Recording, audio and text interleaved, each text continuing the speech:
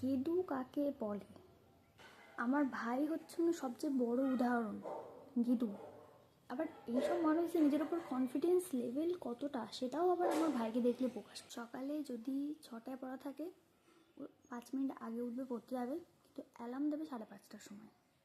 কারণ অ্যালার্ম বন্ধ করার জন্য ও তো 3টে চাকর রেখেছে, আমি, আমার মা আর আমার বাবা।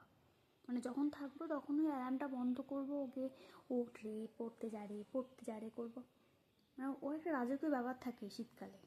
যেমন যে আমি ভাবি যে একটা মানুষ কী করে এতটা ঘুমাতে পারে। ও সকালবেলায় ঘুম থেকে যদি 9টাতে ওঠে, তাও ও 9:30টাতে ঘুমিয়ে যাবে। স্নান করে পড়তে বসতে ঘুমিয়ে যাচ্ছে, বিকেলে পড়তে বসছে ঘুমিয়ে যাচ্ছে, রাতে সন্ধ্যাবেলায় পড়তে বসছে তাও ও ঘুমিয়ে যাচ্ছে। ঘুমানোর জন্য কোনো শারীরিক কোনো খাটনির দরকারই পড়ে না। ওকে জাস্ট একটা, ওর জাস্ট বই নেবো, আমি ঘুমিয়ে যাবো। ওর এই মেন্টালিটি সেটই হয়ে গেছে যে আমি বই নেবো, ঘুমাবো। মানে শীতকাল মানে তো ওর যেন শীতকাল নয়, ঘুমকাল। ওর হচ্ছে ঘুমকাল। ওই ভাল্লুকরা যেরকম আছে না, ওই শীত ঘুম দেয়, আমার ভাই হচ্ছে ঠিক ওই রকম। ও জাস্ট যেটুকু নয়, খেতে হবে, স্নান করতে হবে, পটি করতে হবে, শুধু এই কারণেই ভাই ওঠে। মানে নেহাতে মাইনে দিয়ে টিউশনগুলো রাখা হয়েছে ওই কারণে ও পড়তে যায়, নয়তো সেটুকুও যেত না। আমি ওপর থেকে ফুল কনফিডেন্স, ও উঠতোই না ঘুম থেকে।